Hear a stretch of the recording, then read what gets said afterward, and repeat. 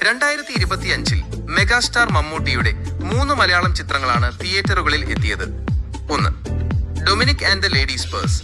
ഗൗതം വാസുദേവ് മേനോൻ മലയാളത്തിൽ സംവിധാനം ചെയ്ത ചിത്രമെന്ന നിലയിൽ വലിയ പ്രതീക്ഷയോടെയാണ് ഇതെത്തിയത്. നിരൂപകരിൽ നിന്നും പ്രേക്ഷകരിൽ നിന്നും സമ്മിശ്ര പ്രതികരണമാണ് ചിത്രത്തിന് ലഭിച്ചത്. ബോക്സ് ഓഫീസിൽ ഇതൊരു പരാജയമായി മാറി. 2. ബസൂക്ക. ഇതൊരു ഹൈ ബജറ്റ് ഗെയിം ത്രില്ലർ ചിത്രമായിരുന്നു. സിനിമയ്ക്ക് ഭൂരിഭാഗം നിരൂപകരിൽ നിന്നും മോശം അഭിപ്രായമാണ് ലഭിച്ചത്.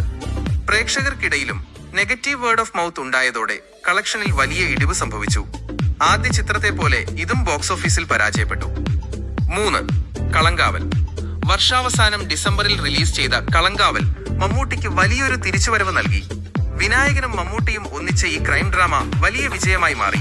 മികച്ച നിരൂപണങ്ങളും മികച്ച ജനപിന്തുണയും ചിത്രത്തിന് ലഭിച്ചു. ബോക്സ് ഓഫീസിൽ ഇത് മികച്ചൊരു വിജയം കരസ്ഥമാക്കി.